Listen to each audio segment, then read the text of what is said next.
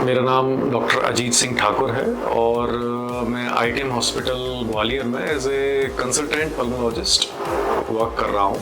आज हम चर्चा करेंगे खांसी और उसके कारणों के बारे में।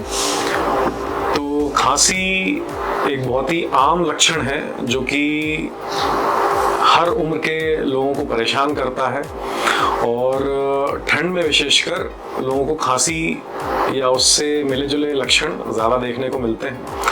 तो खांसी आमतौर पे किस वजह से हो सकती है? एक तो गले के इन्फेक्शन के कारण, फेफड़ों के इन्फेक्शन के कारण, अस्थमा के कारण या सीओपीडी के कारण। अस्थमा क्या रहता है? अस्थमा में आपकी जो सांस की नलियां हैं उसके अंदर सिकुड़न पैदा हो जाती है। तो अस्थमा के भी कई कारण हो सकते हैं। किसी को अस्थमा आनुवांशिक होता है, किसी को सीजनल होता है और भी कई कारणों से, जैसे कि आपका वर्क प्लेस पे जहां आप काम करते हैं तो उसमें अगर कोई एलर्जेंस वगैरह आपको कांटेक्ट में आ रहे हैं तो उसके कारण भी हो सकता है। और अस्थमा एलर्जिक राइनाइटिस या एलर्जी की वजह से भी या उसके साथ में भी देखने को मिल सकता है। वहीं रही बात सीओपीडी की, तो सीओपीडी का फुल फॉर्म होता है क्रोनिक ऑब्स्ट्रक्टिव पल्मोनरी डिजीजेस। तो ये आमतौर पर उन लोगों को होती है जो कि स्मोकिंग या धूम्रपान बहुत ज़्यादा करते हैं या पोल्यूशन के संपर्क में बहुत ज़्यादा रहते हैं। इसमें क्या होता है, इसके अंदर भी दो कंपोनेंट्स होते हैं, एक तो एम्फाइसीमा और क्रोनिक ब्रोंकाइटिस। तो एम्फाइसीमा में जो आपके फेफड़े होते हैं उनके अंदर का जो टिश्यू रहता है, एक उसका जो माइक्रो लेवल पे जो एक एल्वियोलाई होता है वो डैमेज हो जाता है और उसमें फैलाव पैदा हो जाता है। तो एक तरह से फेफड़े फैलना शुरू हो जाते हैं एम्फाइसीमा की वजह से। तो उस वजह से पेशेंटों को सांस फूलना, खांसी आना, ये सब लक्षण देखने को मिलते हैं। जो आपके इन्फेक्शंस हैं फेफड़ों के और गले के, वो डॉक्टर इवेलुएट करके उसमें एंटीबायोटिक्स देना चाहिए। वो बैक्टीरियल इन्फेक्शन है या वायरल इन्फेक्शन है कि उसके रिगार्डिंग आपको एंटीबायोटिक्स या एक सिम्टोमेटिक ट्रीटमेंट देके घर भेज सकते हैं। आगे हम चर्चा करेंगे कि आप अपने फेफड़ों को इन सर्दियों में कैसे स्वस्थ रख सकते हैं। तो फेफड़ों को स्वस्थ रखने के लिए सबसे पहला उपाय तो आपको ये करना है कि ठंड से बचाव रखना है।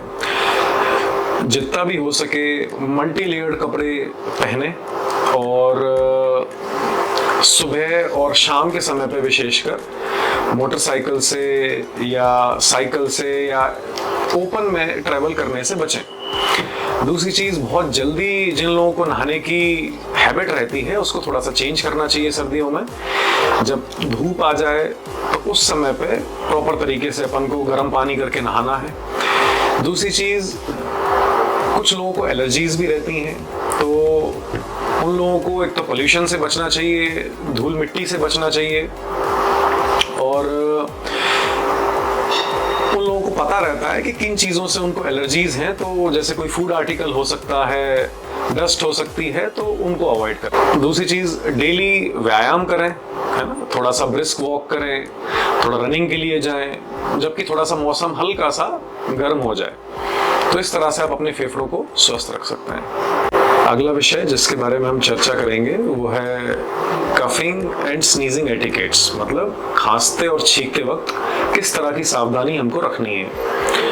आमतौर पर देखा जाता है कि ज़्यादातर लोग जिनको खांसी होती है या छींकें आती हैं वो दूसरे लोगों का बचाव करने के लिए कुछ भी उपाय नहीं करते हैं, या ये कह लें कि उनको ये नहीं पता कि खांसते या छींकते वक्त दूसरों को अपनी बीमारी ट्रांसफ़र करने से कैसे बचाना है।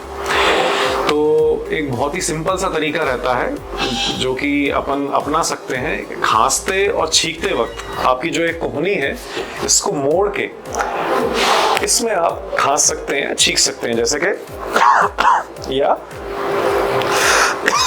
इसी तरह से छींक भी सकते हैं।